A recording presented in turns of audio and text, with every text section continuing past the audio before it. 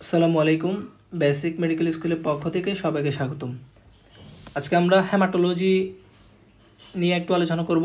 হেমাটোলজির একটা গুরুত্বপূর্ণ topic acute lymphoblastic leukaemia, এটা নিয়ে আমরা আলোচনা করব। খুবই ইম্পর্ট্যান্ট একটা ভিডিও এবং আমি অনুরোধ করব সবাইকে দেখার জন্য। একদম বেসিক থেকে এটা আলোচনা হবে। তার কথা না বেরিয়ে আমাদের আজকের যে টপিক এটা আমি শুরু করছি। তো প্রথমে আমাদের এইচ ভিত্তিক যে হেমাটোপয়েসিস হয় এটা আমি এখানে একটু দেখাতে চাই, এটা পরবর্তীতে আমাদের কাজে লাগবে। বলা হয়ে থাকে যে একজন মানুষের জীবনে প্রথম হেমাটোপয়েসিস শুরু হয় ইয়ক স্যাক থেকে। At the age of 3 weeks of foetus প্রথম ইয়ক স্যাক থেকে তার হেমাটোপয়েসিস শুরু হয়, ব্লাড সেল তৈরি হওয়া শুরু হয়। এরপরে aorta gonad and mesonephros AGN aorta gonad mesonephros এখান থেকে আপ টু 3 মান্থ পর্যন্ত 3 মাস পর্যন্ত ব্লাড তৈরি হয়, আপ টু 3 মান্থ। এই যে অ্যাওর্টা গোনাড মেজোনেফ্রন এখান থেকে বেসিক্যালি হেমাটোপয়েটিক স্টেম সেলগুলো তৈরি হয় এবং এগুলো দিয়ে আপ টু 3 মান্থ পর্যন্ত ব্লাড তৈরি হয়। এরপরে 3 মান্থ পরে অ্যাট 3 মান্থে এই যে হেমাটোপয়েটিক স্টেম সেল এটা হচ্ছে বিভিন্ন অর্গানে যায়। কি কোথায় কোথায় যায়? লিভারে যায়, স্প্লিনে যায় অ্যান্ড প্লাসেন্টাতে যায়। তাহলে 3 মান্থের পরে লিভার, স্প্লিন অ্যান্ড প্লাসেন্টা এখান থেকে ব্লাড তৈরি হওয়া শুরু হবে। এরপরে বলা হচ্ছে অ্যাট 4 মান্থে হেমাটোপয়েটিক স্টেম সেল বোন মেরুতে যায়। তাহলে 4 মান্থ থেকে শুরু করে বোন মেরু থেকে ব্লাড তৈরি হওয়া শুরু হবে। এবং অ্যাট বার্থ, যখন তার বার্থ হয় আমরা দেখি যে তার লিভার, স্প্লিন এগুলো থেকে খুবই কম পরিমাণে ব্লাড তৈরি হয়। বেসিক্যালি তখন বোন মেরু থেকে ব্লাড তৈরি হয়। সো বোন মেরু অফ অল বোন, তখন হচ্ছে অল বোনের যে বোন মেরু সেখান থেকে ব্লাড তৈরি হয়, কারণ সবগুলো থাকে রেড বোন মেরু। যখন তার বয়স বাড়তে থাকে, আস্তে আস্তে সে অ্যাডাল্ট হয়, তখন তার রেড বোন মেরু কমে যেতে থাকে, সেখানে আস্তে আস্তে ফ্যাট জমা হয়, সেগুলো ইয়েলো বোন মেরু হয়ে যায়। সো যখন অ্যাডাল্ট হয়ে যায় তখন বলা হচ্ছে যে তার অ্যাক্সিয়াল বোন বা অ্যাক্সিয়াল স্কেলেটন এবং কিছু লং বোন এখান থেকে তার ব্লাড তৈরি হয়। এবং এখানে একটা তথ্য জেনে রাখা প্রয়োজন যে একজন অ্যাডাল্টের প্রায় 50,000 হেমাটোপয়েটিক স্টেম সেল থাকে। আচ্ছা, কী অবস্থা তাহলে, কোন জায়গা থেকে তৈরি হচ্ছে আমরা যদি বলি, তাহলে প্রথমে হচ্ছে তার উপরের দিকে আছে স্কালের সাথে পিছনে অ্যাড আছে ভার্টিব্রার নিচে গিয়ে শেষ হয় পেলভিসে। সামনের দিকে আছে ক্লেভিকলের সাথে যুক্ত হচ্ছে স্টেনামের সাথে অ্যাড থাকে হচ্ছে রিবস। তাহলে এগুলো থেকে তার বোন তৈরি হয়, ব্লাড তৈরি হয় বেসিক্যালি। এরপরে লং বোনের ক্ষেত্রে প্রক্সিমাল পার্ট অফ ফিমার, যেটা হচ্ছে আমাদের মোস্ট লং বোন, অ্যান্ড হচ্ছে হিউমেরাস, এখান থেকে বেসিক্যালি একজন অ্যাডাল্টের ব্লাডগুলো তৈরি হয়। আচ্ছা, তো এখানে আমরা বলেছি তার অ্যাট 3 মান্থে হেমাটোপয়েটিক স্টেম সেলগুলো লিভার, স্প্লিন অ্যান্ড প্লাসেন্টাতে যায়। তো প্লাসেন্টা থেকেও ব্লাড তৈরি হয়, কিন্তু প্লাসেন্টার যে ব্লাড এটার একটা স্পেশাল গুরুত্ব আছে। কী গুরুত্ব?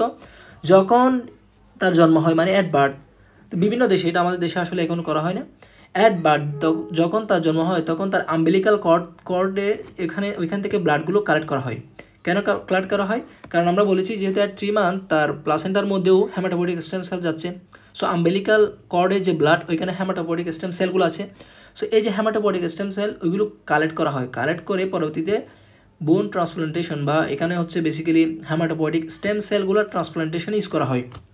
So at birth umbilical cord blood are collected for haematopoietic stem cell transplantation. এগুলো উন্নত দেশে করা হয়, আমাদের দেশে আসলে খুব বেশি এখনও করা হয় না। কারণ আমরা যদি এখান থেকে ব্লাড নিই, এটা যদি পেশেন্ট পার্টি জানতে পারে বলবে যে বাচ্চা থেকে ব্লাড নিয়ে বাচ্চাকে মেরে ফেলছে।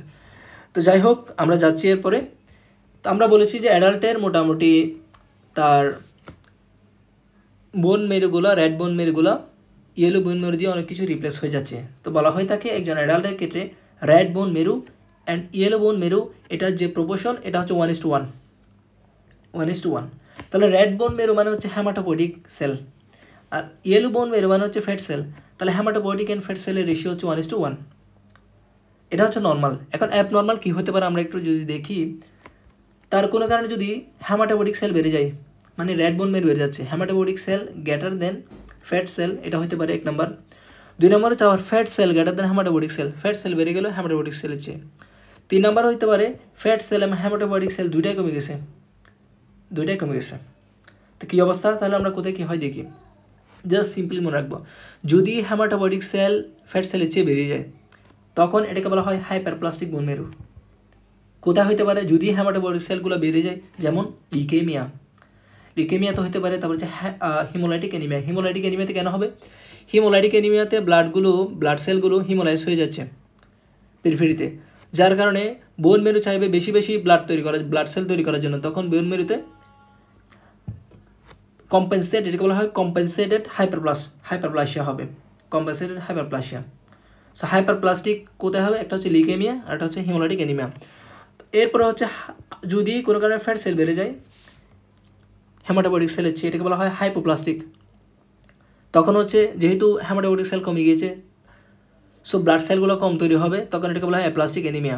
অ্যাপ্লাস্টিক অ্যানিমিয়ার ক্ষেত্রে হাইপোপ্লাস্টিক বোন মেরু পাওয়া যাচ্ছে। আর দুইটাই কমে যাচ্ছে কখন? যখন এখানে ফাইব্রোসিস হয়ে যাবে।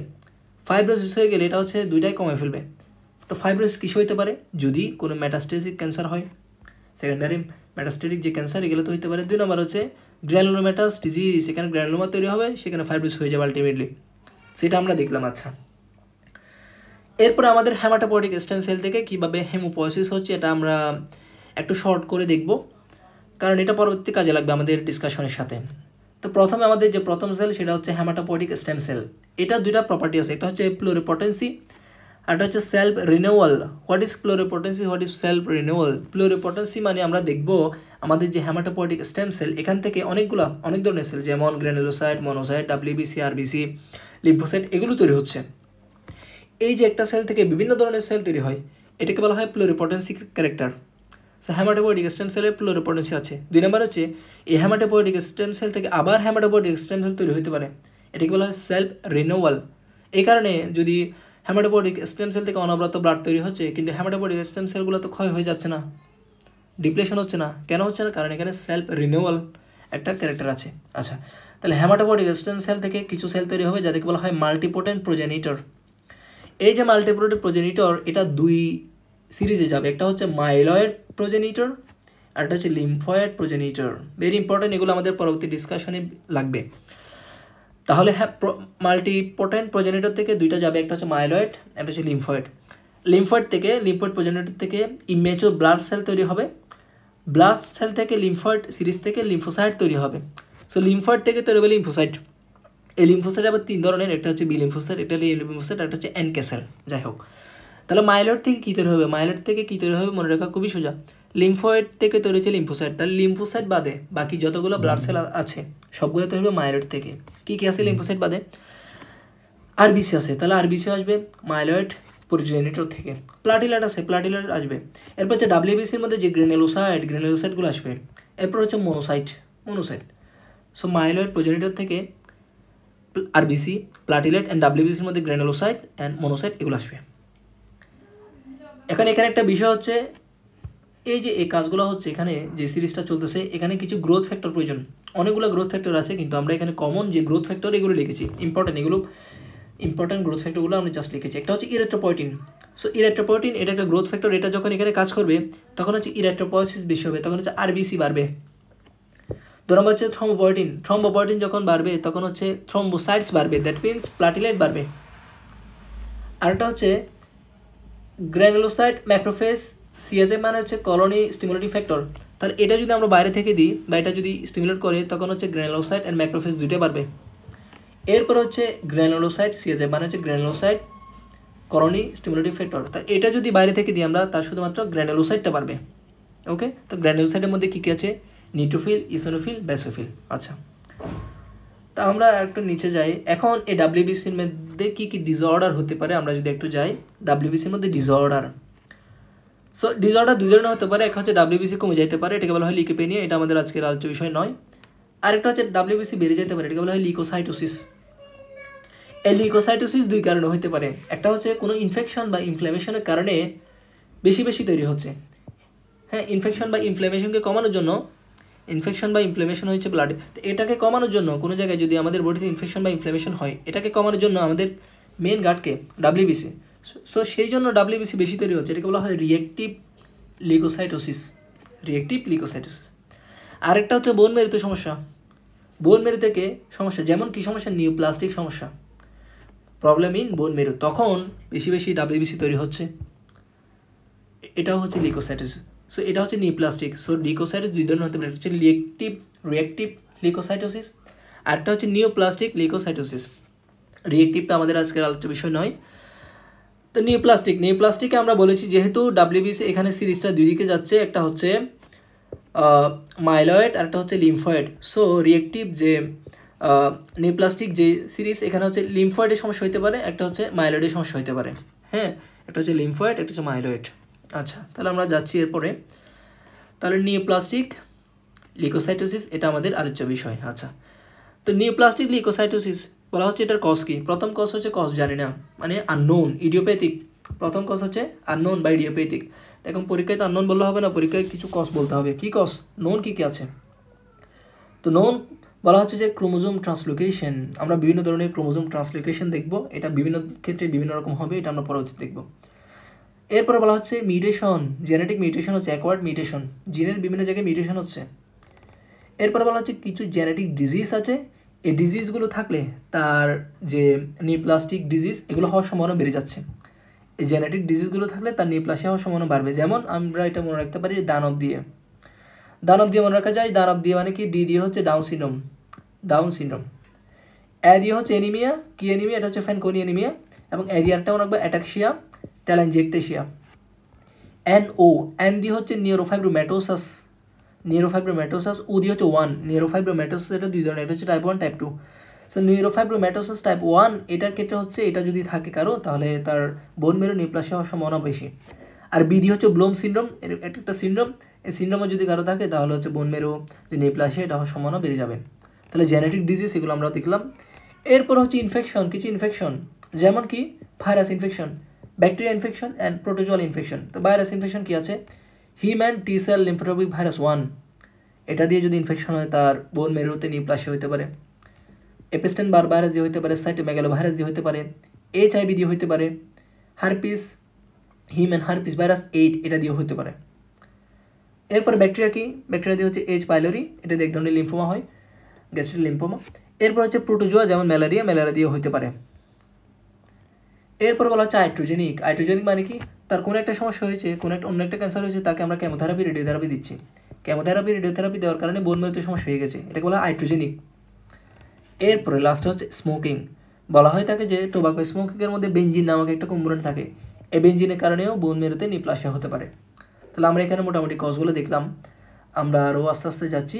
সো আমাদের নিউপ্লাজম আমরা বলেছি দুইটা সিরিজে হবে, একটা হচ্ছে মাইলয়েড নিউপ্লাজমও হইতে পারে, আর একটা হচ্ছে লিম্ফয়েড নিউপ্লাজম হইতে পারে। সো মাইলয়েডে যদি লিউকেমিয়া হয় এটা অ্যাকিউট হতে পারে, আর এটা হচ্ছে ক্রনিক হতে পারে, এটাকে বলা হয় acute myeloid leukaemia.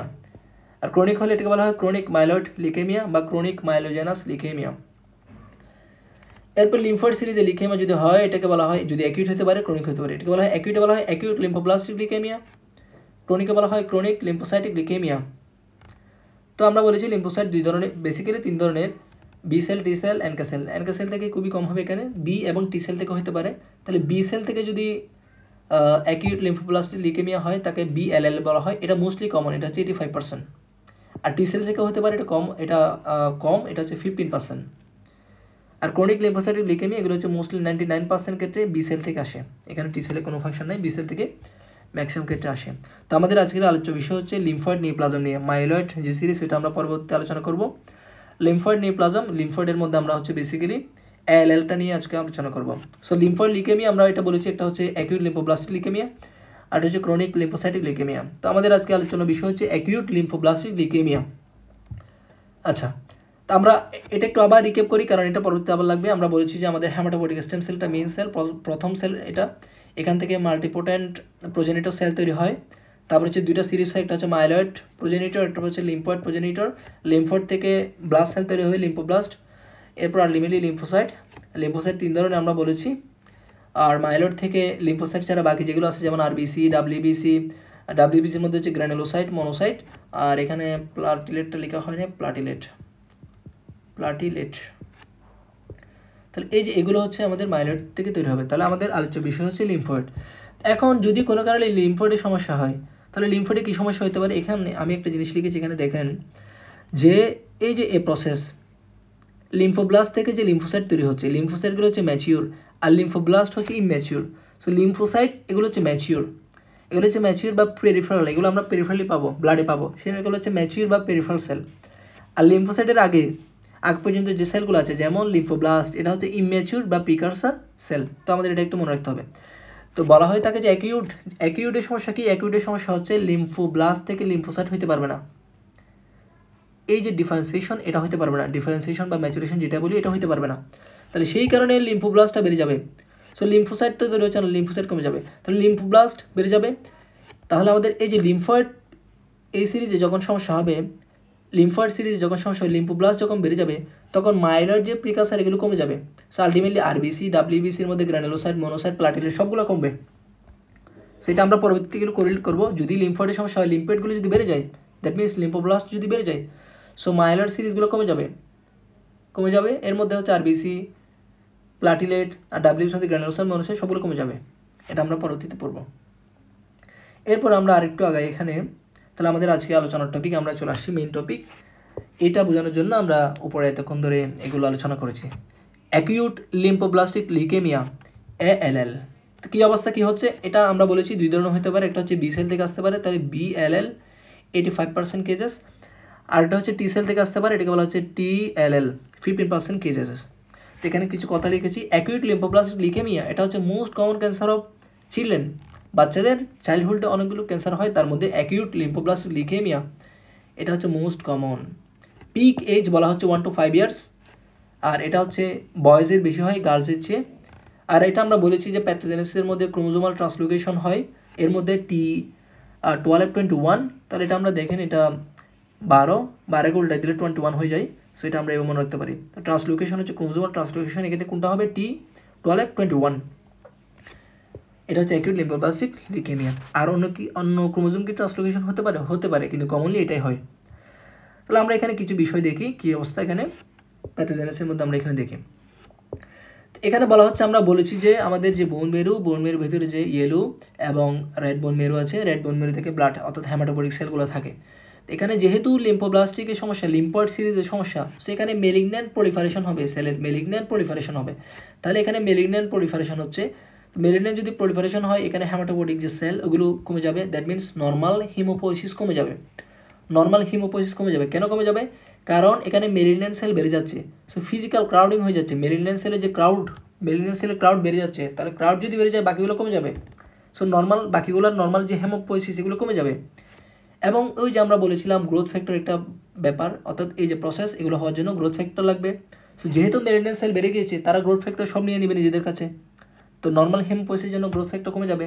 So ultimately normal হেমোপোয়েসিস কমে যাবে। So competition for growth factor. আচ্ছা, তাহলে এখানে কী হয়? বোন মেরু ফেলিয়ার হবে। আলটিমেটলি বোন মেরু ফেলিয়ার হলে আমরা বলেছি যে মাইলয়েড যে সিরিজ ওগুলো কমে যাবে। যেমন আরবিসি যদি কমে যায়, এনিমিয়া হবে। এনিমিয়া হলে আমরা এনিমিয়ার যে ফিচার, প্যালর, ফেটিক, এগুলো আমরা দেখতে পাবো। এরপর হচ্ছে যেহেতু গ্র্যানুলোসাইট কমতেছে, গ্র্যানুলোসাইটের মধ্যে আমরা বলেছি নিউট্রোফিল, ইসেনোফিল, বেসিফিল আছে। বেসিক্যালি হচ্ছে নিউট্রোফিলটা আমরা চিন্তা করবো এখানে, নিউট্রোপেনিয়া হবে, নিউট্রোফিল কমে যাবে। সো নিউট্রোফিল যদি কমে যায়, তার বারবার ইনফেকশন হবে, রিকারেন্ট ইনফেকশন। পেশেন্ট বলবে যে বাচ্চাকে আমরা অনেকবার হসপিটালে ভর্তি করতে হয়, বারবার জ্বর হয়, বারবার সমস্যা হয়, তো রিকারেন্ট ইনফেকশন হবে। যেহেতু প্লাটিলেট কমে যাচ্ছে, থ্রম্বোসাইটোপেনিয়া হবে। সো থ্রম্বোসাইটোপেনিয়া যদি হয়, তার ব্লিডিং হবে, ব্রুইশ হবে, পুরপুরা হবে, একাইমোসিস হবে, গাম ব্লিডিং, এপিস্টেক্সিস, নোজ ব্লিডিং এগুলো হবে। আচ্ছা, এক সময় এই যে মেলিগন্যান্ট সেল এগুলো বোন মেরুতে অনেক বেশি বেড়ে যাচ্ছে, এক সময় এরা বোন মেরু থেকে আলটিমেটলি ব্লাডে চলে যাবে। So malignant cell spill over into blood from bone মেরু, এরা বোন মেরু থেকে ব্লাডে চলে যাবে। তাহলে এই যে মেলিগন্যান্ট সেল ব্লাডে চলে আসলো, ব্লাড থেকে এরা বিভিন্ন অর্গানে গিয়ে ইনফিল্ট্রেট করবে। তাহলে এখন অর্গান ইনফিল্ট্রেশন হবে। কোথায় যেতে পারে? এরা বোনে আবার যেতে পারে। বোনে গিয়ে এটা বোন পেন করবে। লিম নোডে যেতে পারে, লিম পেডেনোপেথি করবে, লিম নোডকে ফুলাই দিবে। স্প্লিন যেতে পারে, স্প্লিনকে ফুলাই দিবে, স্প্লিনোমেগালি হবে। লিভারে যেতে পারে, লিভারকে ফুলাই দিবে, হ্যাপাটোমেগালি হবে। চোখে যেতে পারে, চোখে এখানে লো ভিশন হবে, ডিপ্লোপিয়া হবে, অ্যান্ড পেপিলোইডিমা হবে। ব্রেনে যেতে পারে, ব্রেনে হচ্ছে তার হেডেক হবে, সাইনাম মেনিনজাইটিস হবে, এবং হচ্ছে ক্রেনিয়াল নার্ভ, এই ক্রেনিয়াল নার্ভগুলোকে পলসি করতে পারে, ক্রেনিয়াল নার্ভ পালসি হতে পারে। এবং টেস্টিস যেতে পারে, টেস্টিসকে ফুলাই দিবে, টেস্টিসগুলো সুইলিং হবে। আচ্ছা, এখানে একটা কোয়েশ্চেন লিখেছি যে রেসপিরেটরি ডিস্ট্রেস হতে পারে কিনা, এটা আমরা চিন্তা করেন একটু। রেসপিরেটরি ডিস্ট্রেস হতে পারে কিনা? উত্তর হচ্ছে হতে পারে। কেন হতে পারে? কারণ আমরা বলেছি তার এনিমিয়া হচ্ছে। তো এনিমিয়ার কারণে তার হচ্ছে হার্ট ফেলিয়ার হতে পারে। Left heart failure. তো লেফট হার্ট ফেলিওর হলে তার পালমোনারি এডিমা হবে, তো পালমোনারি এডিমা হলে আলটিমেটলি রেসপিরেটরি ডিস্ট্রেস হবে। তারপর আমরা এখানে বলেছি তার যে লিম নোট এগুলো লিম্ফেডেনোপ্যাথি হচ্ছে, তাহলে সার্ভাইকাল লিম্ফেডেনোপ্যাথি হবে, মেডিসিনের যে লিম নোট এখানে লিম্ফেডেনোপ্যাথি হবে। তারপর তার যে থাইমাস অর্থাৎ টি সেল থেকে যদি অ্যাকিউট লিম্ফোব্লাস্টিক লিউকেমিয়া তৈরি হয়, ওইখানে তার থাইমাসটা বেসিক্যালি ইনভলভ হয়, তখন হচ্ছে ওগুলো ফুলে যায়, মাস হয়, থাইমাস থেকে ফুলে যায়, তখন আলটিমেটলি মেডিসিনাল মাস হবে। এই মেডিসিনাল মাসগুলো হচ্ছে তার যে এয়ারওয়ে এটাকে অবস্ট্রাকশন করে, তখন হচ্ছে রেসপিরেটরি ডিসিজ হতে পারে। সো রেসপিরেটরি ডিসিজ হতে পারে আসলে, এটা হচ্ছে এনিমিয়া থেকে হার্ট ফেলিয়ার হয়ে হতে পারে, আর এটা হচ্ছে মেডিসিনাল মাসগুলো এয়ারওয়ে অবস্ট্রাকশন করে করতে পারে। আচ্ছা, এখন আমরা এখানে কথা বলতেছি লিম্ফোব্লাস্ট বেড়ে যাবে আমরা বলেছি, তাহলে লিম্ফোব্লাস্ট নিয়ে একটু কথা বলি। লিম্ফোব্লাস্টটা কি? এটা হচ্ছে লার্জ ইমম্যাচিউর সেল, তাহলে এটা লিম্ফোসাইট থেকে বড় হবে সেলগুলো, এবং এগুলো হচ্ছে ইমম্যাচিউর সেল আমরা বলেছি। তো লিম্ফোব্লাস্টের মধ্যে একটা ডিএনএ পলিমারেজ থাকে, এই ডিএনএ পলিমারেজের নাম, স্পেশাল নাম হচ্ছে টার্মিনাল ডিঅক্সিনিউক্লিওটাইডাল ট্রান্সফারেজেস, টার্মিনাল ডিঅক্সিনিউক্লিওটাইডেড ট্রান্সফারেজেস, এটাকে আমরা টিডিটি পজিটিভ এইভাবে লিখি, টিডিটি। সো এক্ষেত্রে লিম্ফোব্লাস্ট যেহেতু আছে, দ্যাটস ওয়াই টিডিটি পজিটিভ থাকবে, তার টার্মিনাল ডিঅক্সিনিউক্লিওটাইডাল ট্রান্সফারেজেস এটা পজিটিভ থাকবে। তো এটা কোথায় কোথায় অ্যাবসেন্ট থাকবে? যদি ম্যাচিউর লিম্ফোসাইট হয় ওখানে অ্যাবসেন্ট থাকবে, আর মাইলোব্লাস্ট যদি হয় এখানে অ্যাবসেন্ট থাকবে। সো আমরা লিম্ফোব্লাস্ট মাইলোব্লাস্ট এটা কিন্তু টিডিটি এটা দিয়ে আলাদা করতে পারি। লিম্ফোব্লাস্টে টিডিটি এটা পজিটিভ থাকবে, আর মাইলোব্লাস্টে এটা নেগেটিভ থাকবে। আচ্ছা, আর তারপর হচ্ছে একটা stain PAS PAS stain positive থাকবে, PAS stain positive, periodic acid Schiff স্টেনটা পজিটিভ থাকবে। আচ্ছা, ইনভেস্টিগেশনে যদি আমরা যাই, এখন ইনভেস্টিগেশন প্রথমে আমরা সিবিসি করব। সিবিসিতে কী পাবো আমরা বলেছি, তার হচ্ছে এনিমিয়া হচ্ছে, সে হিমোগ্লোবিন কমে যাবে, আরবিসি কমে যাবে, প্লাটিলেট কমে যাবে, এরপর হচ্ছে ডাব্লিউবিসি হাই থাকবে, তার লিম্ফোসাইটিস হবে। বেসিক্যালি কোন ডাব্লিউবিসিটা হাই এটা ইম্পর্টেন্ট, লিম্ফোসাইট, এখানে কিন্তু নিউট্রোফিল বা বাকিগুলো কিন্তু কম থাকবে, এখানে বেসিক্যালি যে লিম্ফোসাইটটা বেড়ে যাবে, লিম্ফোসাইটিস হবে। আচ্ছা, এরপরে পেরিফেরাল ব্লাড ফিল্ম আমরা দেখতে হবে, এখানে আরবিসি, তো আমরা বলেছি যেহেতু এখানে এনিমিয়া হচ্ছে, এটা কোন ধরনের এনিমিয়া, এখানে হচ্ছে আরবিসি তৈরিতে কোনো সমস্যা নেই, কিন্তু কম তৈরি হচ্ছে, এটা হচ্ছে নর্মোসাইটিক নর্মোক্রমিক এনিমিয়া হবে বেসিক্যালি। আর ডাব্লিউবিসি আমরা বলেছি ইমেচুর লিম্ফোব্লাস্ট আমরা দেখতে পাবো, লিম্ফোব্লাস্টগুলো এখানে পেরিফেরাল ব্লাড ফিল্মে দেখতে পাবো, আর প্লাটিলেট আমরা বলেছি কমে যাবে, রিডিউসড। আচ্ছা, তো গোল্ড স্ট্যান্ডার্ড হচ্ছে বোন মেরু অ্যাসপাইরেশন, বোন মেরু যে এক্সামিনেশন এটা আমরা করব। তো বোন মেরুতে আমরা একটু কথা বলি, বোন মেরুতে আমরা বলেছি যে ইমেচুর সেল বেড়ে যাবে, তো ম্যাচুর সেল কমে যাবে, ইমেচুর সেলগুলোকে বলা হয় ব্লাস্ট সেল আমরা বলেছি। তার ব্লাস্ট সেল লিম্ফোব্লাস্ট যদি গ্রেটার দেন 25% হয়, এটা হচ্ছে অ্যাকিউট লিম্ফোব্লাস্টিক লিউকেমিয়া। সে অ্যাকিউট লিম্ফোব্লাস্টিক লিউকেমিয়ার ক্ষেত্রে লিম্ফোব্লাস্ট গ্রেটার দেন 25% ইন বোন মেরু। তো এটা আমরা দেখি, তাহলে ইমেচুর সেল বেড়ে যাচ্ছে, তার ম্যাচুর সেল কমবে, তাহলে আমরা এখানে দেখেছি যে এখানে আমাদের এগুলো হচ্ছে আমাদের যে ইমেচুর সেল, আর এটা তো আমাদের বোন মেরু ছিল, এলো বোন মেরু। তাহলে আলটিমেটলি এখানে তার টোটাল যে সেল কাউন্ট ওটা বেড়ে যাবে, কিন্তু টোটাল সেল কাউন্ট বেড়ে যাবে, সেই কারণে বোন মেরু সেলুলার রেটের কী হবে, হাইপার সেলুলার হবে। এটা হচ্ছে মাইলয়েড ইরাট্রয়েড রেশিও এটা বেড়ে যাবে, এটা বেড়ে যাবে। এটা একটু আপনারা চিন্তা করেন, মাইলয়েড ইরাট্রয়েড রেশিও এটা কেন বাড়বে, এটা একটা আপনার কমেন্টে কোয়েশ্চেন আনসারটা করবেন, মাইলয়েড ইরাট্রয়েড রেশিও কেন বাড়বে। আচ্ছা, এরপরে যেহেতু আমরা বলেছি এখানে লিম্ফয়েড সিরিজটা অ্যাক্টিভেটেড, মাইলয়েড সিরিজটা কমে যাবে, সো ইরেথ্রোপয়েসিস কমে যাবে, তারপর হচ্ছে গ্র্যানুলোপয়েসিস কমে যাবে, আমরা বলেছি ম্যাগাকারিপয়েসিস কমে যাবে, আর আমরা বলেছি লিম্ফোব্লাস্ট গ্রেটার দেন 25%। এরপর আমরা বলেছি স্টেন, লিম্ফোব্লাস্টের ক্ষেত্রে পাস যে স্টেন এটা পজিটিভ থাকবে।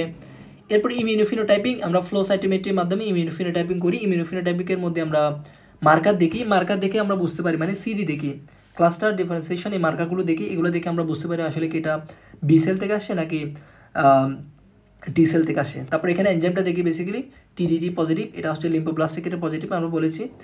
এরপরে সাইটোজেনেটিক্স, এটা ইম্পর্টেন্ট, এটা করতে হবে, এটা করে আমরা কি বুঝি, আমরা হচ্ছে বেসিক্যালি প্রোগনোসিসটা বুঝি, যে আমরা বিএলএল যদি হয় বি সেল থেকে আসে, তাহলে 1221 অ্যান্ড 922 এটা হচ্ছে ফাইলাডেলফিয়া ক্রোমোজোম, 922 এটা হচ্ছে ফাইলাডেলফিয়া ক্রোমোজোম, তাহলে এগুলোও থাকতে পারে। তো কমনলি হচ্ছে 1221টা থাকবে, তো কমন যেটা সেটা যদি থাকে ভালো, কিন্তু ফাইলাডেলফিয়া ক্রোমোজোম বা বাকিগুলো যদি থাকে তাহলে এটা খারাপ, আর টিএলএ ক্ষেত্রে আমরা এগুলো পেতে পারি। সো আমাদের মনে রাখতে হবে যদি আমরা কমনটা পাই মানে 1221 এটা যদি পাই তাহলে ভালো, প্রগনোসিস গুড, কিন্তু বাকিগুলো যদি থাকে তাহলে প্রগনোসিস ব্যাড। আর বলা হচ্ছে সেরাম ল্যাকটেট ডিহাইড্রোজেনের যে এনজাইম এটাও বাড়তে পারে, এটা এগুলো হচ্ছে নন স্পেসিফিক টেস্ট, কারণ এগুলো অনেক কারণে বাড়তে পারে। এখন হচ্ছে লাম্বার পাংচার করবো কিনা, লাম্বার পাংচার করা হয়, এটা করা হয় কেন? স্টেজিংয়ের কারণে। অর্থাৎ আমরা দেখি যে তার সিএনএস যে ইনভলভমেন্ট এটা আছে কিনা। এখন এটা করার ক্ষেত্রে খুবই সতর্ক থাকতে হবে, এক্সপিরিয়েন্সড হ্যান্ডে করতে হবে, এটা যার এটা অভিজ্ঞতা আছে তাদেরকে করতে হবে। কেন? কারণ হচ্ছে তার অ্যাকিউট লিম্ফোব্লাস্টিক লিউকেমিয়া আছে, ব্লাডে আছে, তো এটা তার এখনও সিএনএসে যায় নাই। তা আমি লাম্বার পাংচার করার সময় তার হচ্ছে ট্রমা করে দিলাম, অর্থাৎ traumatic lumber puncture. So trauma যখন করে দিবে সেখানে ব্লিডিং হবে, ব্লিডিং হয়ে আলটিমেটলি নিওপ্লাস্টিক সেল ব্লাড থেকে সিএনএসে চলে যাবে সিএসএফের মাধ্যমে। তখন আবার তার হচ্ছে সিএনএস ম্যানিফেস্টেশন ছিল না, আমি এখন ট্রমা করে দিয়ে সিএনএস ম্যানিফেস্টেশন করে দিয়েছি, সো এটা তো আবার একটু ঝামেলা ব্যাপার হয়ে গেল। সো লাম্বার পাংচার করার সময় এক্সপিরিয়েন্স হ্যান্ডে করতে হবে। এখন প্রগনোসিস আমরা যদি বলি, আমরা বলেছি এখানে গোড পোর, এটা কীভাবে মনে রাখবো, খুব ইজি। আমরা বলেছি বি সেল থেকে অ্যাকিউট লিম্ফোব্লাস্টিক লিউকেমিয়া কমন, যেটা কমন সেটা যদি হয় তাহলে প্রগনোসিস ভালো, তাহলে বিএলএল যদি হয় প্রগনোসিস ভালো, আর যদি টিএলএল হয় প্রগনোসিস খারাপ। আর এখানে আসলে ডাব্লিউবিসি বেড়ে যাচ্ছে, সো ডাব্লিউবিসি যদি একটু কম থাকে তাহলে প্রগনোসিস ভালো, আর ডাব্লিউবিসিতে অনেক বেশি থাকে প্রগনোসিস বেশি খারাপ। এগুলো আসলে কোন ডাব্লিউবিসি? এগুলো হচ্ছে ইমেচুর ব্লাস্ট যে ডাব্লিউবিসি এগুলো। আর আমরা বলেছি যদি ট্রান্সলোকেশন কমনটা হয় 12F21 হয় ভালো, আর যদি আনকমন যেমন ফাইলোডেলফিয়া ক্রোমোজোম এটা যদি হয় তাহলে প্রগনোসিস খারাপ। এইজ বলা হচ্ছে যে 1 to 10 years যদি হয় প্রগনোসিস ভালো, 1 year কম 10 year বেশি যদি হয় প্রগনোসিস খারাপ। এরপরে সিএনএস ইনভলভমেন্ট যদি থাকে প্রগনোসিস অবশ্যই খারাপ, আর ফিমেল যদি হয় প্রগনোসিস ভালো, আর মেল যদি হয় প্রগনোসিস খারাপ। আচ্ছা, এখন হচ্ছে ট্রিটমেন্টের শুরুতেই পেশেন্ট পার্টিকে কাউন্সেলিং করতে হবে, কারণ এটা একটা ক্যান্সারের ক্ষেত্রে ডিজিজ সম্বন্ধে খুব ভালো করে জানাতে হবে। এরপর হচ্ছে কস্ট, যেহেতু ক্যান্সার এখানে অনেক দিন ধরে ট্রিটমেন্ট চালাইতে হবে, সো কস্টের একটা ব্যাপার আছে, সোশিও ইকোনমিক কন্ডিশন এটা একটু ইম্পর্টেন্ট বিষয়। আর আমরা তাকে যে ড্রাগগুলো দেবো, ড্রাগের সাইড ইফেক্ট নিয়ে আমাদের একটু বলতে হবে, যে ড্রাগগুলো দিলে অন্য কোনো সমস্যা হতে পারে, সো সাইড ইফেক্ট নিয়ে একটু আলোচনা করতে হবে। এরপরে ডিউরেশন অফ ট্রিটমেন্ট, তার যে ট্রিটমেন্ট শুরু হবে এটা 2-3 বছর পর্যন্ত চলতে পারে, এটা আমাদের তাকে জানাইতে হবে। এরপরে ট্রিটমেন্ট চলার পরেও সে কি ভালো হবে নাকি হবে না, অর্থাৎ ট্রিটমেন্ট দেওয়ার পরেও প্রগনোসিস কি, এটা একটু তাকে জানাইতে হবে। সবগুলো বিষয় নিয়ে আমাদের কাউন্সেলিং করে ট্রিটমেন্টটা শুরু করতে হবে। তো ট্রিটমেন্টটাকে আমরা বেসিক্যালি 2 ভাগে ভাগ করি, এটা হচ্ছে সাপোর্টিভ ট্রিটমেন্ট আর এটা হচ্ছে স্পেসিফিক ট্রিটমেন্ট। সাপোর্টিভে কী দিব? সাপোর্টিভে নিউট্রোপেনিক ডায়েট নামে একটা লেখা দেখবেন যে আপনারা যে ফাইলে লেখা থাকে ওয়ার্ডে। তো নিউট্রোপেনিক ডায়েট কি? এটা আর কিছু না, আমরা দেখেছি এখানে তার অ্যাকিউট লিম্ফোব্লাস্টিক লিউকেমিয়াতে তার নিউট্রোপেনিয়া হচ্ছে, অর্থাৎ নিউট্রোফিল কাউন্ট কমে যাচ্ছে। দ্যাট মিনস তার কোনো কারণে যদি ব্যাকটেরিয়া কোনোভাবে ঢুকে বা মাইক্রো অর্গানিজম ঢুকে তার ইনফেকশন অনেক বেশি হবে। এই কারণে আমরা এমন ডায়েট সিলেক্ট করব যেখানে মাইক্রোবিয়াল এজেন্ট খুবই কম থাকবে। সো লো মাইক্রোবিয়াল এজেন্ট এই ডায়েটগুলোকে বলা হয় নিউট্রোপেনিক ডায়েট। যেমন আমরা কি তাকে কি প্রোবায়োটিকগুলো দিতে পারবো, যেমন তাকে কি দই খাওয়াতে পারবো না, কারণ এখানে অর্গানিজম আছে, ভায়াবল অর্গানিজম আছে, তার অলরেডি নিউট্রোফিল কম। আমি যদি এগুলো দিই নর্মাল মানুষ এগুলো সহ্য করতে পারবে, কিন্তু তার যেহেতু নিউট্রোফিল কম এগুলো এর ক্ষেত্রে খুবই সিরিয়াস ইনফেকশন হয়ে যাবে। সো নিউট্রোপেনিক ডায়েট করতে হবে, লো মাইক্রোবিয়াল ডায়েট দিতে হবে যেখানে মাইক্রোবিয়াল অর্গানিজম কম থাকে। যেমন তাকে আনকুকড ফুড খাওয়ানো যাবে না, অবশ্যই কুক করতে হবে। কুক করলে আমরা যদি কোনো কিছু রান্না করা হয় তা সেখানে হচ্ছে কী হয়, মাইক্রো অর্গানিজমগুলো মরে যায়। সো কুকড যে ভেজিটেবল ফুড এগুলো খাওয়ানো যাবে, আনকুকড কিছু খাওয়ানো যাবে না। এরপর যেহেতু এখানে সেকেন্ডারি ইনফেকশন হতে পারে, ব্রড স্পেকট্রাম অ্যান্টিবায়োটিক আমাদের দিতে হবে। আমরা ট্রিটমেন্টের ক্ষেত্রে অ্যাস্টেরয়েড দিতে হবে। অ্যাস্টেরয়েড দেওয়ার জন্য তো অ্যাস্টেরয়েড ইনডিউসড তার হচ্ছে আবার আলসার হয়ে যেতে পারে, গ্যাস্ট্রিক আলসার, সেই জন্য আমরা পিপিএ ইউজ করবো। তারপর হচ্ছে তার ফিভার থাকতে পারে, কিছু কনস্টিটিউশনাল সিমটম, সেই জন্য আমরা প্যারাসিটামলটা ইউজ করতে পারি। এখন স্পেসিফিক থেরাপির মধ্যে চলে যাচ্ছি। স্পেসিফিক থেরাপি দেওয়ার আগে বলা হচ্ছে যে, অর্থাৎ স্পেসিফিক থেরাপির মধ্যে আমরা কেমোথেরাপি বেসিক্যালি দিব। তো বলা হচ্ছে যে তার স্পেসিফিক থেরাপি শুরু করার আগে আমরা ডাব্লিউবিসি কাউন্টটা দেখব। যদি ডাব্লিউবিসি কাউন্ট অনেক বেশি হয়, বলা হচ্ছে কত, 100 × 10⁹ বার লিটার, অর্থাৎ যদি ডাব্লিউবিসি কাউন্ট 100,000-এর বেশি হয় প্রতি লিটারে, তখন তাহলে এর যে ডাব্লিউবিসি ব্লাড অনেক বেশি, তখন এই ডাব্লিউবিসিগুলো বিভিন্ন ক্যাপিলারি ব্যাড ওখানে গিয়ে ওক্লুড করে ফেলতে পারে ক্যাপিলারিগুলোকে, এটা একটা লাইফ থ্রেটেনিং কন্ডিশন। সেই জন্য বলা হচ্ছে ডাব্লিউবিসি কাউন্ট যদি 100-এর বেশি হয় তাহলে আমরা কিছু ডাব্লিউবিসির কাউন্ট কমাই ফেলবো। এই প্রসেসটাকে বলা হয় লিউকোপ্যারেসিস। এই লিউকোপ্যারেসিসের মাধ্যমে, এটা একটা প্রসেস যেখানে মাধ্যমে ডাব্লিউবিসি কাউন্ট কিছু কমানো হয়। সো এটা কমিয়ে আমরা কেমোথেরাপিটা শুরু করবো। তো কেমোথেরাপি দিব। আর এটা হচ্ছে লাস্ট অফ অল হচ্ছে বোন মেরো ট্রান্সপ্লান্টেশন, এটা হচ্ছে কিউরেটিভ একদম ট্রিটমেন্ট। তো এটা আসলে ওইগুলো অনেক ব্যয়বহুল চিকিৎসা। তো রুটিনলি করা হয় না। যাই হোক, কেমোথেরাপি নিয়ে আমরা কি জাস্ট অত বেশিগুলো ডিটেলস আলোচনা হবে না, জাস্ট আমি একটু করে বলেছি কী কী হয় এখানে। প্রথমে আমরা ইন্ডাকশন অফ রিমিশন করি। ইন্ডাকশন অফ রিমিশন এটা কি? এটা হচ্ছে প্রথমে শুরুতে ইন্ডাকশন অফ রিমিশন, অর্থাৎ আমরা রিপিটলি টিমার সেলকে কিল করি। বলা হচ্ছে যে প্রায় 99%-এর চেয়ে বেশি টিমার সেল এখানে কিল হয় এই প্রথম শুরুতে ইন্ডাকশন অফ রিমিশন। কীভাবে বুঝবো আমরা রিমিশন হয়েছে কিনা? আমরা বোন মেরু যে ব্লাড সেল দেখবো, বোন মেরুতে আমরা বলেছি 25%-এর যদি বেশি লিম্ফোব্লাস্ট থাকে তখন এটা অ্যাকিউট লিম্ফোব্লাস্ট লিউকেমিয়া। তো আমরা বোন মেরু এখানে দেখবো, এখানে যদি লেস দেন 5% লিম্ফোব্লাস্ট থাকে তখন বলা হচ্ছে যে হ্যাঁ তার রিমিশন হয়েছে। আচ্ছা, এরপর আমরা অনেকগুলো ড্রাগ দিব, মাল্টি ড্রাগ কেমোথেরাপি বলা হয়। এগুলো ডোজ অনেক বেশি বাড়াই দিব। সেটা বলা হয় আর্লি ইন্টেন্স ডোজ অনেক বাড়াবে, ইন্টেন্সিফিকেশন বা কনসলিডেশন বলা হয়। এটা হচ্ছে high dose multi drug chemotherapy use করবো। আচ্ছা, এরপরে যে কোনো সময় তার বাচ্চাটার বা পেশেন্টটার সিএনএস ইনভলভ হতে পারে, সেজন্য আমরা সিএনএসকে কোনোভাবে ইনভলভ হতে দিব না। সেজন্য আমরা ক্রেনিয়াল প্রোপাইলেক্সিস এটা দিয়ে রাখবো, তার ইনভলভমেন্ট হোক বা না হোক আমরা প্রোপাইলেক্সিস এটা দিয়ে রাখবো। এটা হচ্ছে ইন্ট্রাথিকাল মনে রাখতে হবে, আইটি ইন্ট্রাথিকাল মেথোডেক্সিস আমরা ইউজ করি। এরপরে মেনটেন্যান্স থেরাপি দিব, কিছুদিন মেনটেন্যান্স হবে। এরপর আবার ইন্টেন্সিফাই করবো ড্রাগগুলোকে, লেট ইন্টেন্সিফিকেশন বা consolidation. And last of all এই ড্রাগগুলোকে আমরা মেনটেন্যান্স করবো থেরাপি। বলা হচ্ছে কতদিন মেনটেন্যান্স করবো? তো যদি গার্ল হয় 112 উইকস, 112 উইকস, আর যদি বয় হয় তাহলে 166 উইকস বা 163 উইকস পর্যন্ত বলা হচ্ছে মেনটেন্যান্স করতে। তাহলে এটা একটা লং ডিউরেশন। এই লং ডিউরেশনের কারণে তার হচ্ছে ইমিউনিটি কমে যাচ্ছে। সো এখানে তার অপরচুনিস্টিক ইনফেকশন হতে পারে, যেমন নিউমোসিস্টিস জিরোবেসি, এটা দিয়ে ইনফেকশন কমনলি হতে পারে। সেই জন্য এটার একটা প্রোপাইলেক্সিস আমাদের দিয়ে রাখতে হবে মেনটেন্যান্স থেরাপির সময়। এটাকে বলা হয় ক্লোট্রিমক্সাজোল। সো আমরা যদি এখানে একটু বাদ দেখি, প্রথম হচ্ছে ইন্ডাকশন অফ রিমিশন করবো, এরপর আমরা ড্রাগ বাড়াবো, হাই ডোজে দিব, এটাকে বলা আর্লি ইন্টেন্সিফিকেশন। এরপর ক্রেনিয়াল প্রোপাইলেক্সিস এর সাথে অ্যাড করে দিব। এরপরে এই ড্রাগটা কিছুদিন চলবে, মেনটেন্যান্স থেরাপি। এরপর আবার ড্রাগের ইন্টেন্সিফিকেশন করবো, late intensification. Last of all maintenance therapy প্রায় 2 থেকে 3 বছর পর্যন্ত চলবে। আর এখানে এর সাথে আমরা ক্লোট্রিমক্সাজোল অ্যাড করে দিব। তো আমাদের লাস্ট অফ অল আমরা বলেছি কেমোথেরাপির পরে বোন মেরু যে ট্রান্সপ্লান্টেশন ওইটা করবো। সো আমি আসলে অনেক বিস্তারিত এখানে আলোচনা করেছি। আশা করি অ্যাকিউট লিম্ফোব্লাস্টিক লিউকেমিয়া নিয়ে সবার একটা বেসিক ধারণা গ্রো করবে। তো সবাইকে ধন্যবাদ।